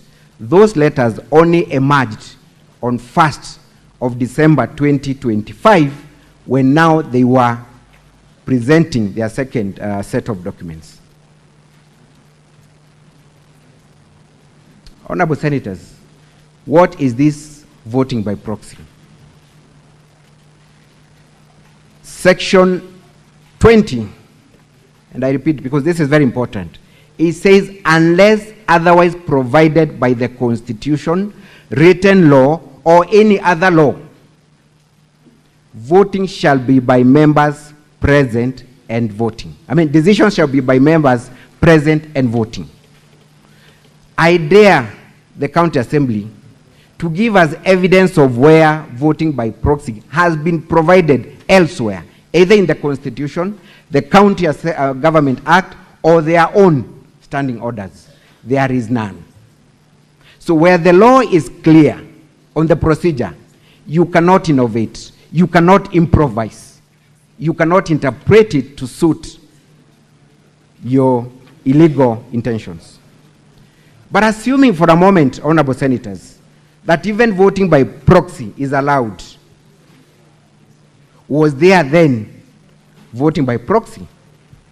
Before you, Honorable Senators, are affidavits by the 4 members that are said to have given instructions to vote. One of them in her affidavit that she is not even in Kenya. She is in Kansas, United States of America. On the very day, she had not seen the motion, she had not read the contents, she had no idea that this was happening. Yet someone purports to have gotten instruction on her behalf to vote.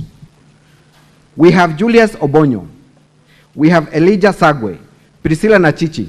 They have all sworn affidavits stating that they were in Mombasa on 25th when this motion was being passed. They have sworn under oath that they did not give anyone instructions to vote on their behalf, assuming even proxy voting was allowed. This is a clear case of not just fraudulent misrepresentation and forgery, but it's an issue that this Senate should take seriously and recommend criminal charges against the perpetrators of this heinous act. There was a reason why the enactors of our Constitution demanded that decision must be made by members present and voting. Your own standing orders, Honorable Senators, and I've been here before, There are two ways of being present and voting. Either you're physically present in chambers where bars are drawn, or you appear virtually. And even as you appear virtually, I'm here. The Speaker must confirm that it is this person who is a non-register of this legislator of this House that is voting virtually. The Speaker goes further to confirm that you are actually properly dressed in a parliamentary way. So it's not that automatic that you'll be allowed to vote even virtually. How then would a letter suffice? This motion, honorable senators, cannot be allowed to proceed to the next level. Doing so would be to legitimize a process that is fraud, a process that is meant to thwart the will of the people through their elected representatives. And luckily, honorable senators, this is not the first time this is happening. I was here months ago. My learned friend, Katwa Kigen, was here representing the governor. The same arguments I'm raising are the same arguments he raised, Kericho 1 and Kericho 2. And he succeeded. And that's why I have crossed the floor. I am surprised that my learned friend is on the other side. I do not know what he'll be telling you. When the very submissions he raised are the very submissions I'm raising today. Honorable senators, you do not need to call witnesses. My learned friend Katwa Kigen brought 18 witnesses here in the Kericho matter. How cumbersome was it? That thing ought to have been ended at the preliminary. I dare submit. Do the same today. You did it in Kericho 1, you did it in Isiolo. These are not proceedings that can be allowed to go to the next level. The other issue, because of time, let me just raise it, because I only have 3 minutes. Honorable senators, should this motion then proceed to the next level, we have made an application through a letter that we have forwarded to the Senate, calling for the Speaker of the County Assembly, and this letter is the one dated 2nd December 2025, which makes an application to have the Speaker of the County Assembly and the Clerk of the County Assembly to be summoned to appear before you and produce the original letters that are purportedly given to the Speaker allowing for proxy voting. I say I have 3 minutes. I want to spare them for the rejoinder. My humble submission to you, honorable senators, we could be done before lunch hour today because there is nothing that is before you. What you have is a stillborn child. What you have is a lifeless motion that cannot be entertained.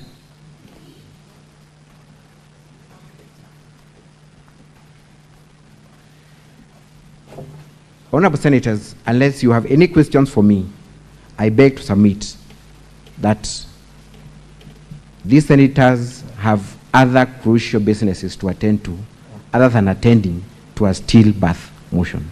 Thank you. I rest my case. Counsel for the County Assembly, your 20 minutes starts running from now. Good morning, Mr. Speaker, sir, and honorable senators. Mr. Speaker, sir, and honorable senators, it is our argument that the issue being advanced in respect to Nyamira is very different from the one for Kericho, and I'll come back to that. But I want to start from where Kericho 2 was left. Being that when we raised the preliminary objection, the general position of the Senate was that the people of Kericho on their complaint brought in through their MCS should be heard. Mr. Speaker, sir, and honorable senators, we pray that the same be applied in respect to Nyamira, that this matter proceeds and you hear the concerns of the people of Nyamira, and if it necessarily will entail you are having to combine a determination of the preliminary objection together with the merits of the issue, we will, Mr. Speaker, sir, and honorable senators, my learned friend's argument on the preliminary objection was that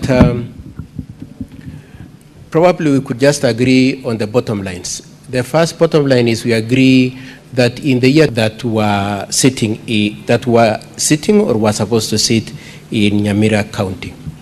However, as at November 2025, there were only 32. With that, and says that you should determine the 2/3 based on the figures determined by IBC.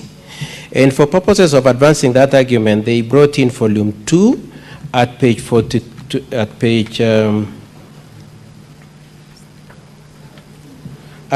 9 to 42, in which they provide the list of the MCAs that had been elected, and says that IBC has determined that issue of the number of MCAs for Nyamira and cast it in stone.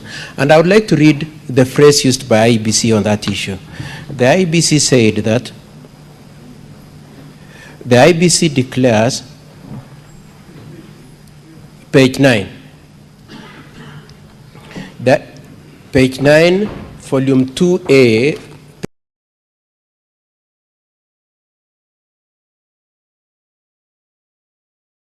page 9, volume 2A of the governor's bundle.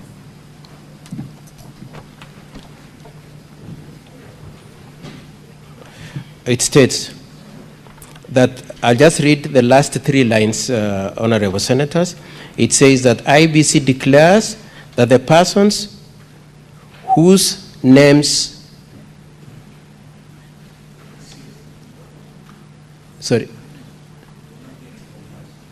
page 9, volume 2A. Just a minute. I want you to read this for me. Honorable senators, if we have found it, I will kindly read this. That page 9, that is where the declaration of the results are set out. Just read. Honorable senators, it reads, IEBC declares that the persons whose names are listed in the schedule hereunder were elected as members of the various county assemblies. You may be having different volume 9. Honorable senators, it is volume 2A of Governor's 2A. 2A, page? Yes. Page 9. Page 9? Yes. Yes, page 9, yeah? Yes. Yes. It is titled The Constitution of Kenya. The Yes. Independent. Yes. Thank you, Mr. You Speaker. may proceed. Okay. Mr. Speaker, it reads that the IEBC declares that the persons whose names are listed in the schedule hereunder were elected as members of the various county assemblies, having received the majority of the votes cast in the election held on 9th August 2022 and complied with the provisions of the Elections Act 2011 and the Constitution.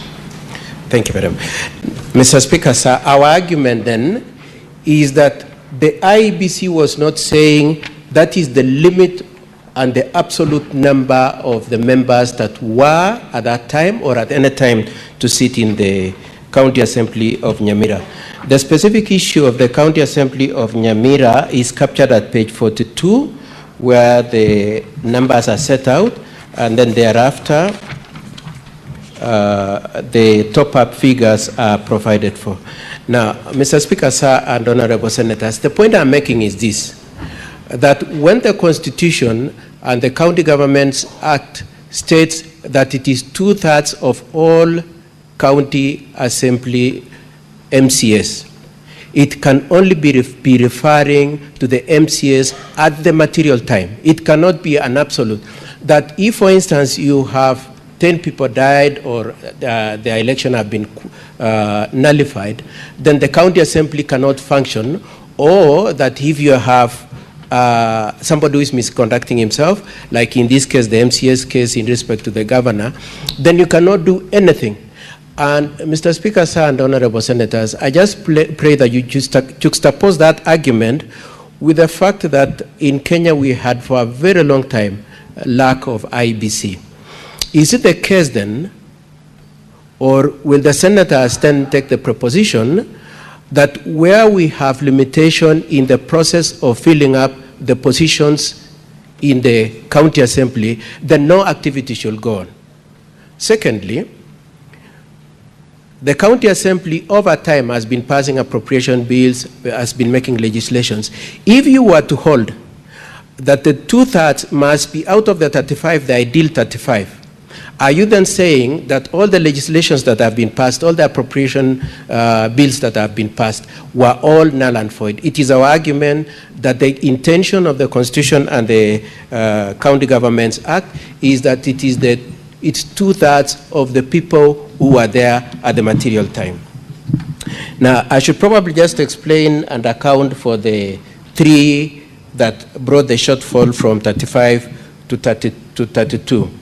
The first one was one Honorable Thaddeus Nyaboro, who was elevated to be a speaker and resigned, and his replacement was done on 1st of December. The MCA replacing him was done on 1st of December. The next MCA who left the scene was one Elijah Osiemo, who passed on in August 2023, and the third one is Doris Kiboso of Nyasiongo Ward, whose election was nullified. And therefore, the County Assembly of Nyamira has been conducting their affairs using the 2/3 of the MCAs that remained. So it is my argument, Honorable Senators and Mr. Speaker, sir, that you do agree with us that the use of the word all, both in the Constitution and in the County Governments Act, was contemplating and expecting the use of the people in office, short of which it would mean that the county assemblies and probably the Senate for that matter and probably the National Assembly cannot conduct some affairs until when vacancies arise in the body of the membership.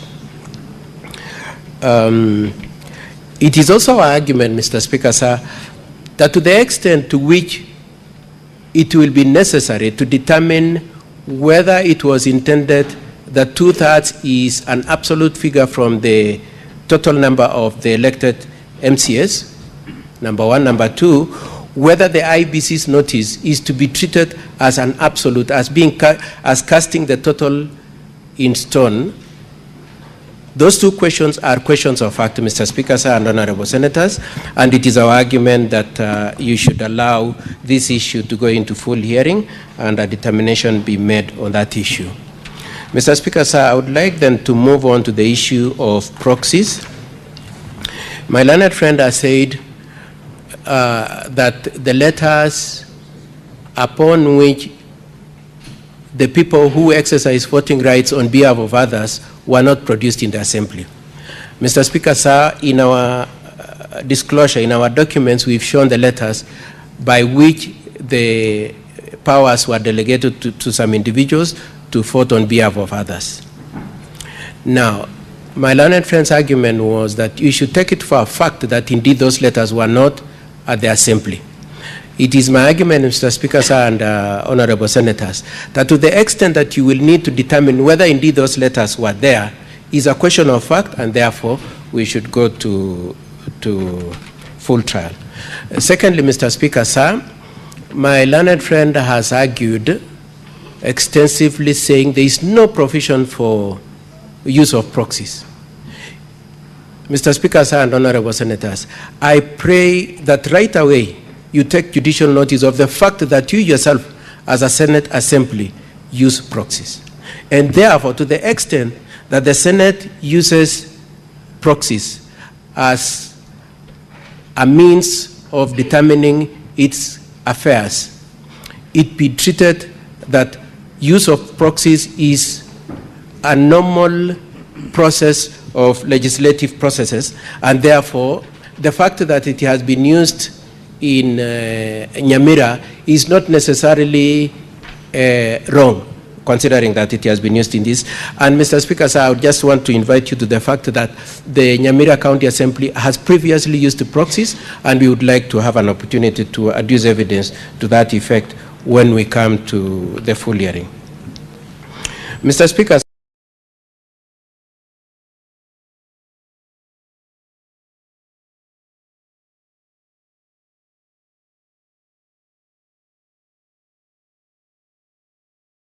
Standing order number 67, my learned friend said that I will not be able to refer to. And standing order number 67 of the County Assembly, of the Nyamira County Assembly standing orders provides for 3 means of voting. That is secret voting, roll call voting, and electronic voting.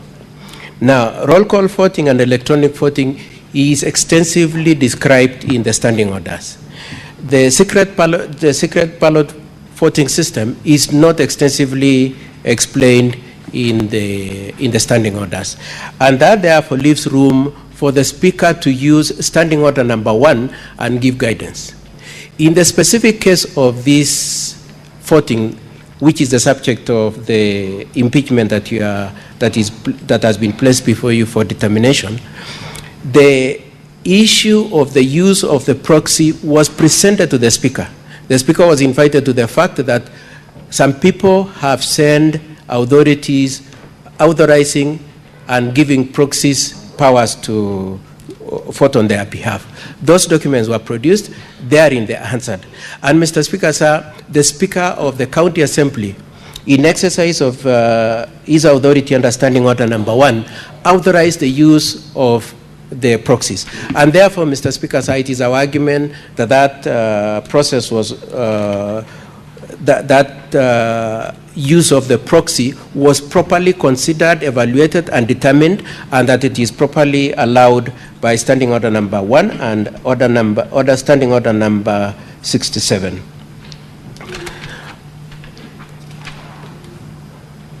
Mr. Speaker, sir, I would like to cede the remainder of my minutes to my learned friend, Mr. Mokua, on the 2 preliminary issues.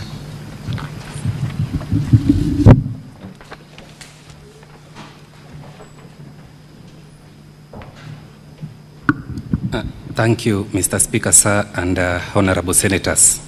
For record purposes, my name is Mr. Mukwandobi.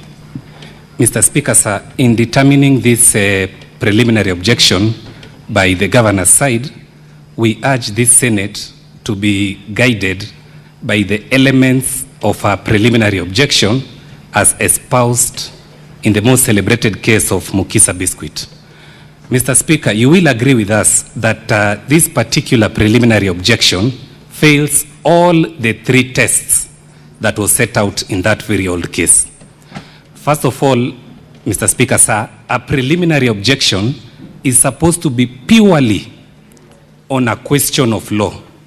Mr. Speaker, wherever there are questions of facts to be interrogated, then a preliminary objection ought to fail, as is the case before the Senate. Mr. Speaker, there is a contestation as to the exact number of the MCAs in Nyamira as at 25th November 2025, when this impeachment motion was taken. On the governor's side, they are contending that the MCAs in Nyamira were 35 in number. On the Assembly side, we are contending that the total number of MCAs were 32 in number. Therefore, Mr. Speaker, there is a contested question of fact, even on the baseline, on the total number of MCAs that were present in Nyamira County Assembly, as that 20 preliminary objection does not meet the second element in the Mukisa Biscuit, is that a preliminary objection is raised and argued on the assumption that all the facts that have been raised by the other side are correct. Mr. Speaker, the governor has filed an affidavit together with his witnesses. This therefore means he is contesting the factual issues that have been raised by the county assembly. To that extent, Mr. Speaker, the matter has to go for full trial so that the senators can make their own independent determination on the factual issues that are being contested. Mr. Speaker, in the Kericho 1 impeachment, there was general consensus, both by the governor's side and the assembly, that the total number of MCAs were 47 and that those who voted were 31. So what was left for the Senate was to determine the threshold, whether it is 31 or 32. And that impeachment collapsed at that juncture. But in Kericho 2, there were contested factual issues, and that is why the matter had to go for full trial, and then eventually the senators had to rule on the issue of the threshold. Mr. Speaker, it is our submission that the position in Kericho impeachment 2 is the one that is obtaining in the present impeachment proceedings. There are highly contested issues of fact which cannot be determined summarily at this preliminary point. Very finally, on the third limb as to why this particular PO ought to collapse, Mr. Speaker, a preliminary objection ought not to be raised where issues of discretion are to be determined. Mr. Speaker, sir,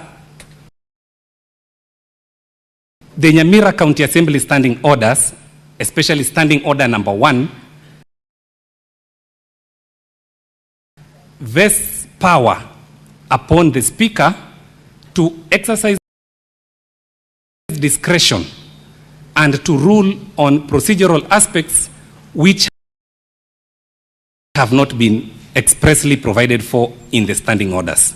To this extent, Mr. Speaker, to the extent that the governor's side is challenging the Speaker's exercise of his discretion to allow voting by proxy, the preliminary objection ought to collapse on that ground. Is challenging the Speaker's exercise of his discretion to allow voting by proxy, the preliminary objection ought to collapse on that ground.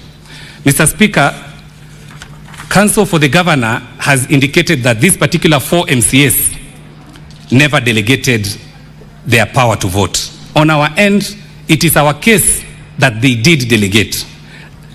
Sincerely speaking, Mr. Speaker, at this juncture, how can a tribunal or a Senate sitting at this juncture, how can it believe the governor's side and fail to believe our side merely because you are being told affidavits have been filed?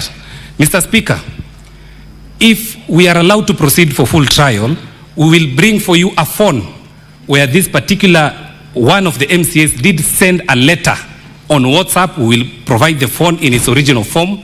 We will also provide email correspondence by these particular MCAs who are alleging that they never allowed to be voted for by way of proxy. Mr. Speaker, under the doctrine of silence of laws, where an act of parliament is silent on a particular item, then generally that particular act of parliament does not provide for a certain action, and at the same time, it does not prohibit a certain action. To the extent that the Nyamira County Assembly standing orders are silent on the aspect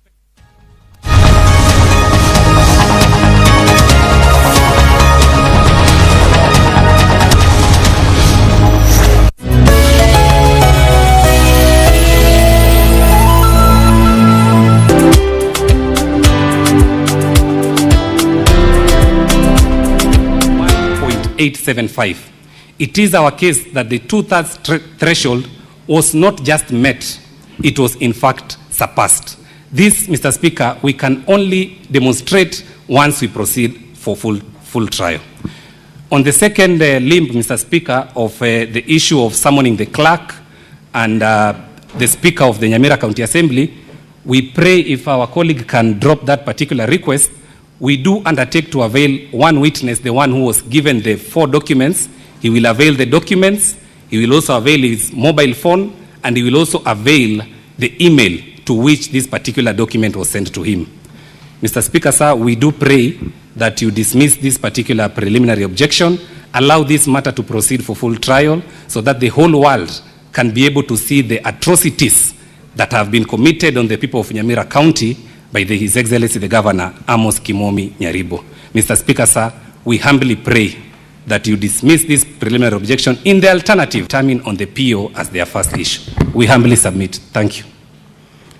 Now, Honorable Senators, pursuant to Standing Order 34 2A, I will allow later interruption of the proceedings at 1:15 to allow a rejoinder from the team of the Governor, and thereafter allow honorable senators, if you would wish to seek clarifications or ask questions to any of the parties present.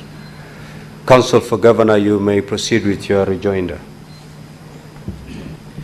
Thank you, Mr. Speaker, sir. 5 minutes. Mr. Speaker, sir, with your permission, I had reserved 3 minutes. Okay. For my yes.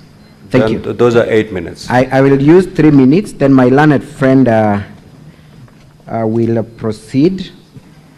Mr. Speaker, sir, pleadings in respect of this impeachment were closed on 1st of December 2025. All parties were required to file their respective document as at close of business on 1st of December 2025. There has been no attempt by the County Assembly to respond by way of affidavits, controverting the affidavits that are on record by the 4 MCAs. None. They had that opportunity, they did not do it. And therefore, in respect of that piece of evidence, it is uncontroverted. That is the position. That is a fact that has been admitted because they had the opportunity to file their own affidavits to respond to this issue. They have not. And therefore, we are squarely within the... Secondly, and lastly, Learned Council has sought to seek refuge under Standing Order number 1 of the County Assembly of Kericho. Let me remind him what the Constitution states at Article 181, that Parliament shall enact legislation providing for the procedure of removal of a county governor on any of the grounds specified in Clause 1. Pursuant to that power, this House enacted, which, in case Learned Council has not read, states as follows: except as otherwise provided by this Constitution, this Act, the County Governments Act, or in any other legislation, any question proposed for decision by the County Assembly shall be determined by a majority of the members of the County Assembly present and voting. Can you be present in absentia? It's an oxymoron. When he runs and seeks refuge at Standing Order number 1, standing procedure, therefore the Speaker cannot run and innovate when there is a clear provision of the law. Thank you, my learned friend.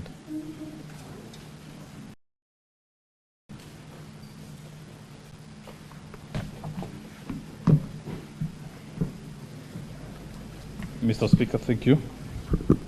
For the record, my name is Zelma Bunuke, Counsel for the Governor. I'll address the issues that have been referred to by the other side of the County Assembly. I've heard them urge the issue of Kericho and how the proceedings of this House were concluded.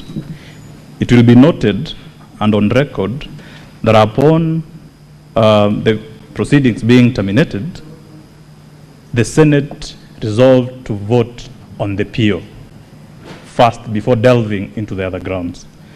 What then does that mean, Honorable Senators? We do not have to waste time on an illegality at this phase. As my colleague said, the Honorable Senators have a lot to do, and we have highlighted a significant point or question of law on the threshold. Let me take you through what constitutes of the Nyamira County Assembly. It has got 20 elected members, 11 of which form the part of the gender top-up, 4 in the marginalized category. That is 35. Nothing changes. I will put contexture to that while referring to the Constitution of Kenya under Article 138 on the election of the President. Allow me, Honorable Senators, to refer to Article 138, 4A, which says, in a presidential election, a candidate shall be declared elected as a president if the candidate receives A, more than half of all the votes cast in the election, and at least 25% of the votes cast in each of more than half of the counties. Honorable Senators, we have 47 counties in Kenya. Half of that, my quick math tells me that is 24. Therefore, the express provision of this, of the Constitution, is that we cannot then say that if 38 counties voted, then they did not meet the threshold, because the law is clear that they have to be more than half of it. So what you're being told here is that we need to subtract the members who are not present and then lay the basis of having the 2/3. Allow me to refer to the Constitution once again on the process of the removal of a governor. It's very clear. It is not something that has been created out of anything else, but it's in the Constitution. The framers of the Constitution were very specific under Article 33(1), and I will read Article 33(2).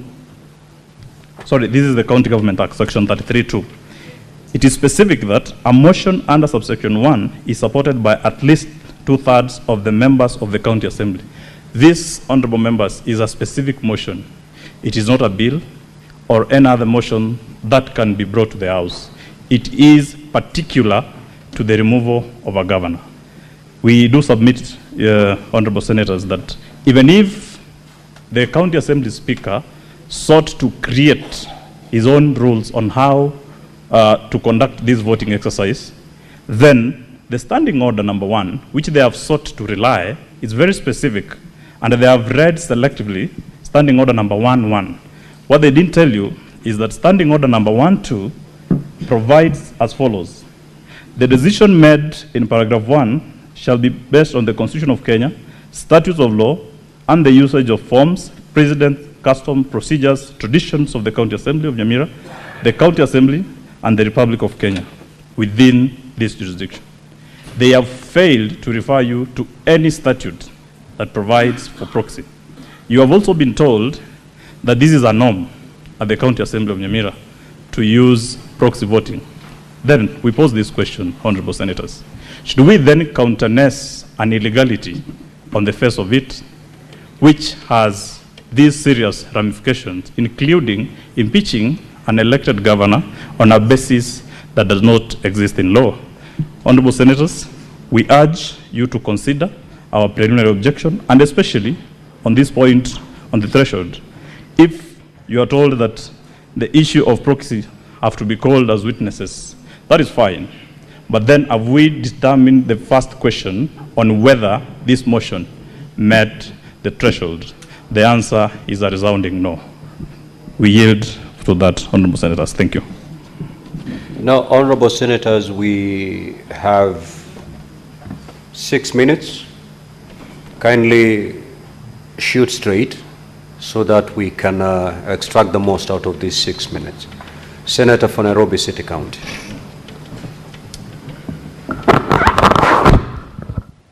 Honorable Speaker, very interesting arguments have been made about membership, and I want to seek clarification from Council, especially Council for the Governor.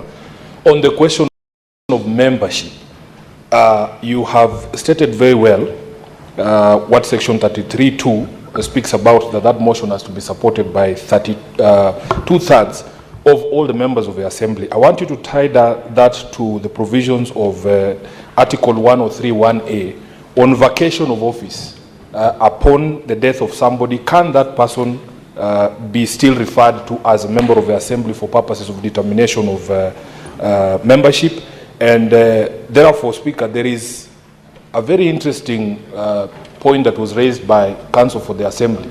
For instance, Speaker, if by catastrophe we have 35 members in the Assembly, 15 of them are in a bus, and the bus plunges into a river and they are no longer members of the Assembly.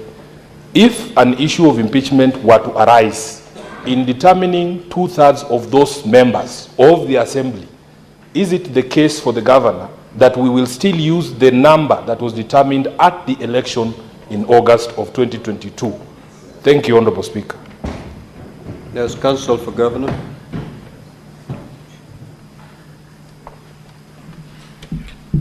Thank you, Mr. Speaker, sir, and thank you, Senator for Nairobi, for that question.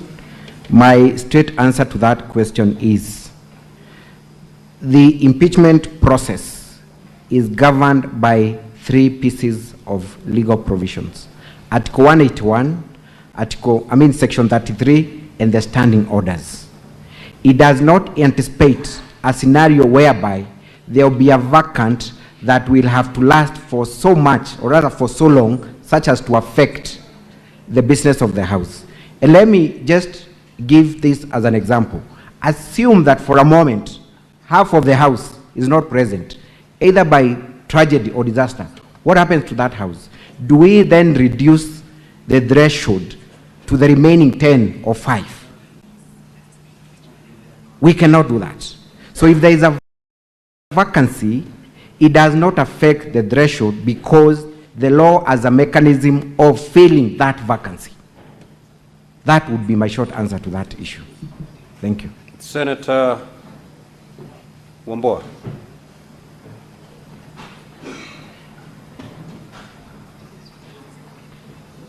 Mr. Speaker, I have a similar question, but this time to the Counsel for the Assembly, Carter Keegan. Mr. Speaker, I want the lawyer to address me and address this House on the question of the membership of any assembly.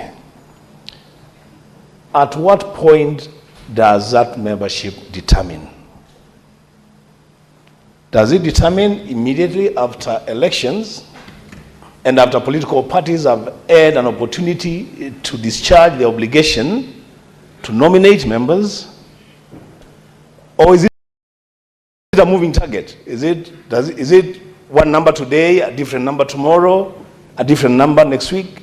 At what point does this number determine? I thank you, Chair. The Counsel for the County Assembly.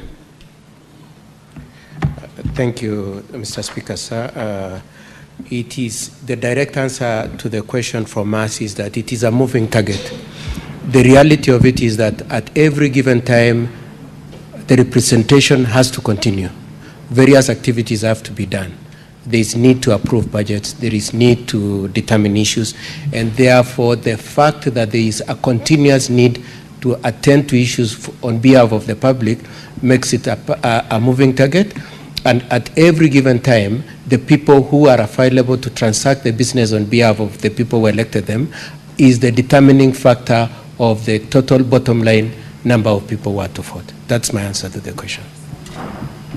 Senator Boni.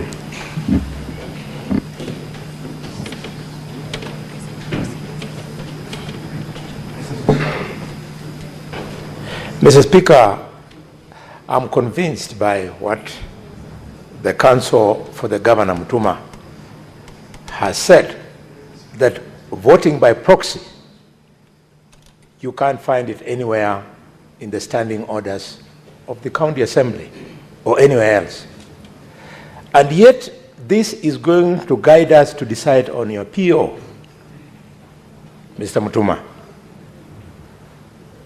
Don't you think reading standing order in its entirety, we should give the County Assembly an opportunity to demonstrate to the House that the Speaker proceeded under standing order number 1 of the County Assembly, allowed by proxy, and maybe he did so because of some usage, some tradition that preceded that decision.